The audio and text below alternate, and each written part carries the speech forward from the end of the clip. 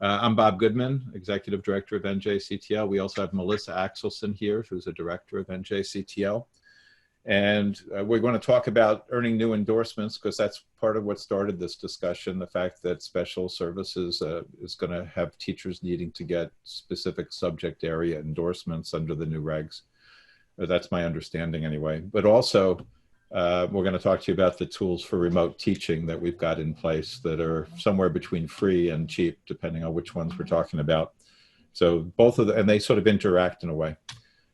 So first of all, if you don't know who NJCTL is, we're a nonprofit founded by the Teachers Union, NJEA, back in 2007 with the mission of empowering teachers to lead school improvement. But we've been really focused on science, math, and computer science. We're run by teachers, for teachers, so we support teachers with everything they need to qualify to provide quality math and science instruction. And today we're going to talk about inexpensive, fast ways of getting new subject area endorsements: physics, chemistry, middle school math, high school math, or I should say K-12 math, middle school science, and so forth. Free editable materials we provide on our site that can be used for teaching in classrooms or on Zoom, and asynchronous online courses that support flipped classrooms while schools are open, but when schools get closed again, if they get closed again, allow a transition, an immediate transition to online remote learning. So again, I was talking to Mitch about Teterboro. This program all started in Teterboro in '99 when Teterboro went to being a full-time vocational high school. And I was asked to start a pre-engineering program. And that pre-engineering program developed a math and science approach to math and science, which turned out to be really friendly and welcoming to all students. It started in pre-engineering, it migrated to all of the vocational majors regardless. And by 2003, everyone in the school was taking the same set of science courses and math courses. We got rid of honors and all of that. It just became, there was no tracking at all in science specifically. By 2003, everyone was taking the same rigorous 9th grade physics. And by 2005, Bergen Tech in Teterboro was #1 in the state for the percentage of kids taking and passing advanced placement physics. That led to 2006, I was made the New Jersey State Teacher of the Year. I did a doctoral dissertation that documented the program and how it worked and its results. I was asked to become one of the 5 founding board members of the New Jersey Center for Teaching and Learning. And I was getting asked by the Department of Education and the NJEA to bring this program from Teterboro to more schools in New Jersey. But scaling it up required creating a lot of free OER for math and science instruction. That's now in computer science as well. And a lot more math and science teachers had to be produced. So in terms of the content, it worked out that the transition was possible because as a State Teacher of the Year, I was given an interactive whiteboard and student polling devices. So we captured all the pedagogy and content that we were using in Teterboro in smart notebooks. And then we started posting them online on our website, which was really kind of a listserv to begin with, but now it's much more than that. We also work in Africa, but this is a teacher in Africa using a smart notebook presentation of ours to do a formative assessment question with students. But in any case, the pedagogy that we use is we do brief direct instruction, minimize teacher talk, and we make the teacher part of the social group. Social constructivism, the kids sitting around doing group problem solving, sitting around round tables, a heterogeneous setting, so that we mix ability around each table. And to get between formative assessment, the direct instruction and formative assessment, we use student polling devices. So we connected direct instruction and social constructivism through doing real-time formative assessment. Well, we went ahead and took that approach, and we did it for all of K-12 math and science, and all of AP, well, most all of AP science and mathematics, and now computer science. We eliminated the need for textbooks. We eliminated the need for teachers to have to create their own lesson plans, write tests. All of those materials, unit plans, were given to teachers. So we lowered the burden on teachers so they could focus on their interactions with students, which to me is the primary function of teaching. So we give everything that's needed, presentations, classwork, homework, labs, assessments, unit plans, everything. Last year on our website, we had 600,000 file downloads from 250,000 unique users from everywhere in the world, 186 countries, 50 states. Posted on the site now is more than 5,400 presentation files, 14,000 Word documents, and 30,000 videos. And why we have 30,000 videos, I'll get to in a second. So this is the free classroom materials, and we'll post this so anyone can have a copy of it. And you could find it easily enough if you go to our website, which is just njctl.org. You can access, this is mathematics and mathematics in Spanish, math intervention. You could see all the different categories within which we have free materials. If you register on the site, let us know you're a teacher, then you can get access to teacher resources, and including tests and quizzes. We obviously don't want parents and students getting copies of our tests and quizzes. But it's free to register. You just have to show us that you're a teacher. That took care of the materials, but then we had to create a lot more teachers, STEM teachers. And physics was where we started. It's not where we ended, but it's where we started.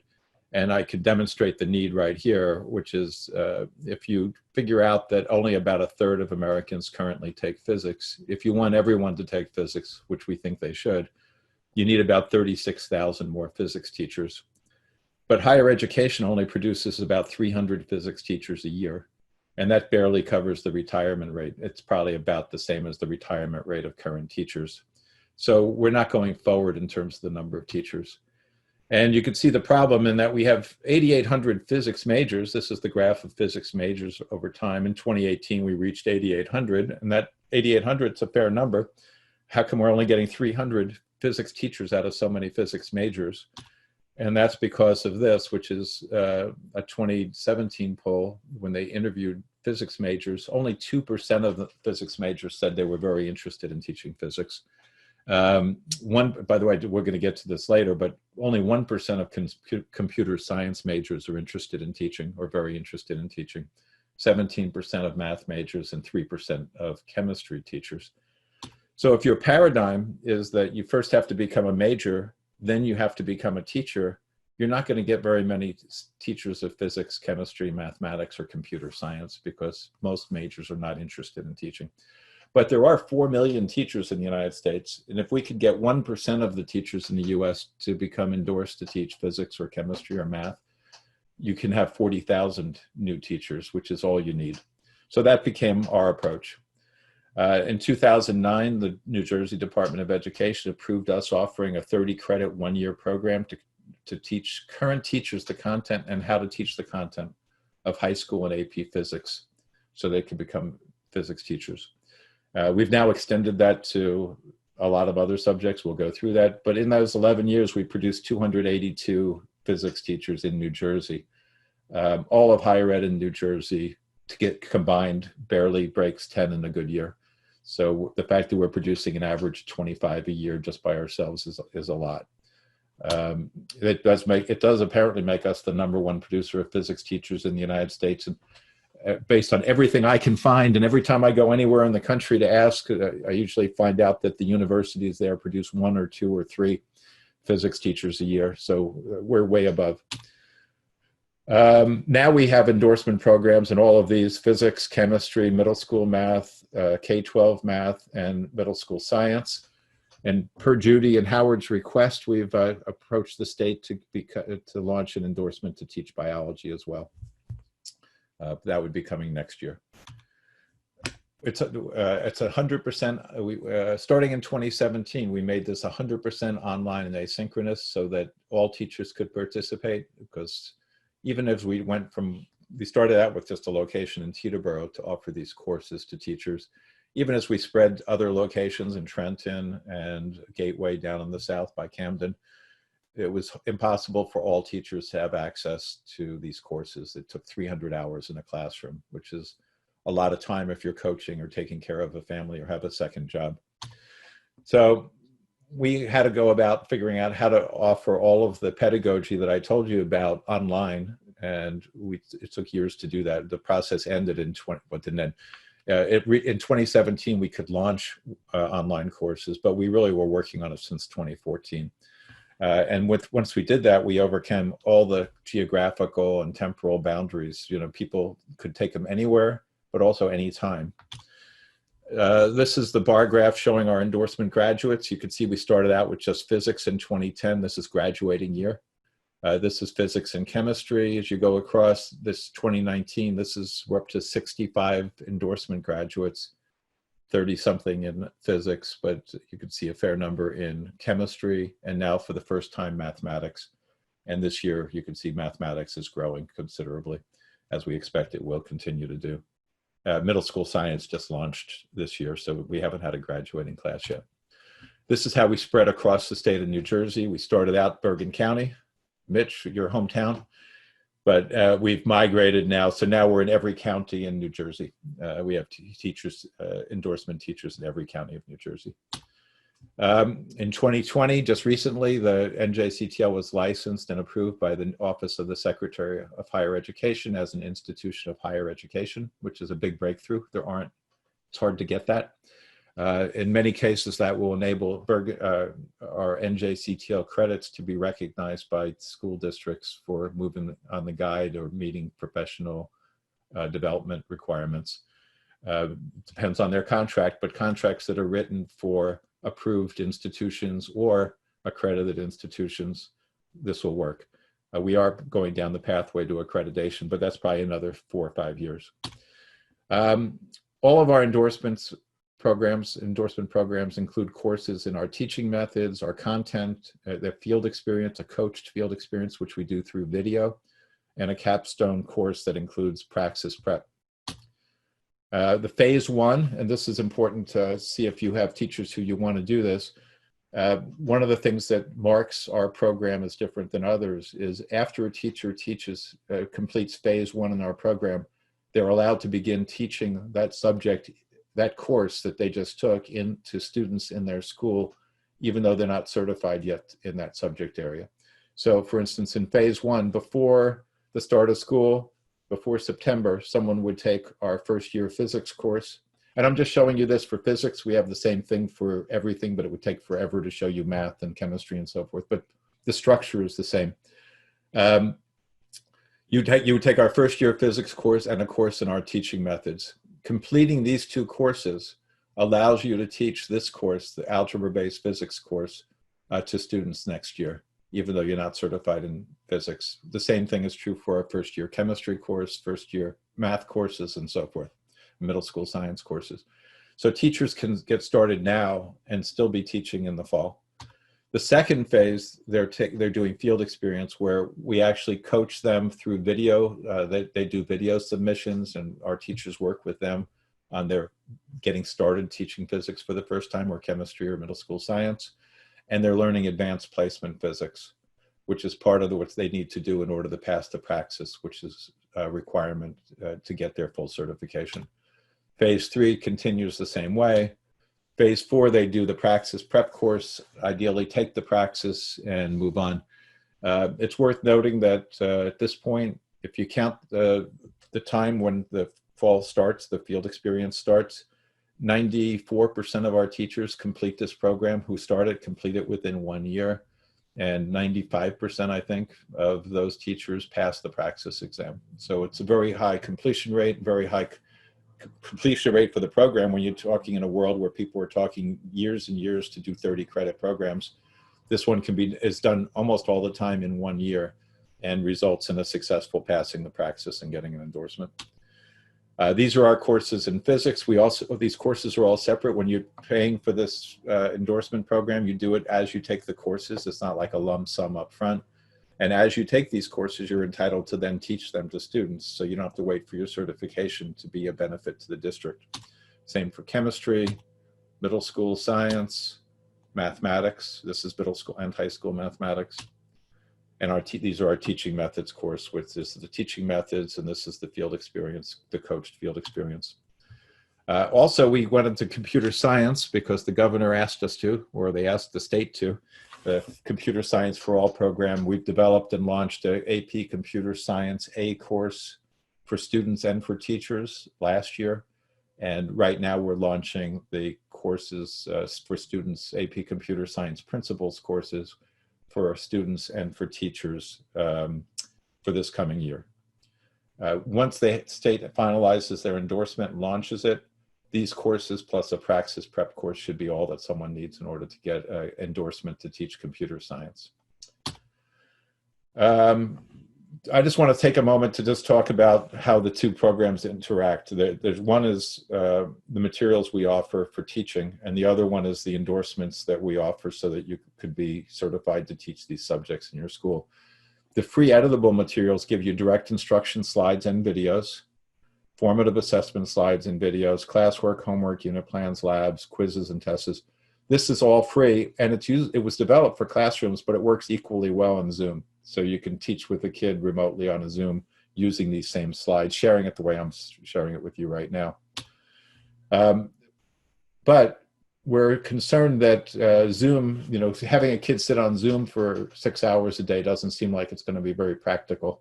So we think asynchronous instruction is going to be key. So we didn't have to change the materials for Zoom, but we think those are not sufficient to really have effective remote instruction. We think the Zoom slides will be great for individual instruction or small group instruction, but when you start getting a whole class, it's hard to keep track of a class on Zoom. So what we did was we launched online self-study courses for students by taking the asynchronous courses we had for teachers and taking out all the pieces about how to teach the content. We just left in the subject area content. And we did it in a hurry in March because of COVID, and we got these launched for free use of anybody beginning the end of March, beginning April. And thousands of students took advantage of that and took our courses for no charge in the spring. We're going to have the same courses available. We can't keep doing them for free forever because we have to host them on our site and so forth, but we got the cost very low, and I'll show you what that is in a second. The advantage of the online self-study courses is the students get automatic feedback in videos when they do formative assessment questions. They're told if they're right or wrong. They can do these anytime, day or night. They have virtual labs, auto-graded quizzes, and they have a progress bar. So that comes with the self-study courses. You could also use them as flipped classroom. You could say to the students, go home tonight, watch the videos, learn this, and then tomorrow we're going to work on some problems that are more interesting and complicated than just having the teacher lecture. Or again, they could do that on Zoom. They could do that between Zoom sessions, so they can watch videos, do formative assessment, do virtual labs between sessions. And these are the courses available. You can see these are going to mirror the same courses you saw for teachers. It doesn't have the teaching, the how to teach courses, but it's all the content. And it has biology, for instance, which we put in place already. And the computer science principles will be here as well. And middle school science is here. And while those are good, they still don't take full advantage of what we offer teachers, because when we're teaching teachers, when our instructors are teaching teachers, they have powerful tools that enable them to look at a dashboard and see how 100 teachers are doing at the same time and focus on the teachers who are having trouble. As teachers, I think teachers will want to be able to do the same thing with their students, look at a dashboard and see who's not been logging in, who's been logging in, who's been, but hasn't logged in the last 4 or 5 days, how they're doing in their self-graded assessments, the quizzes and so forth. There's just a lot of powerful tools that come with Moodle that don't work in self-study, because in self-study, everything has to go through the teacher's LMS. It doesn't go through Moodle. So we're also making, we made versions of those courses available for the fall.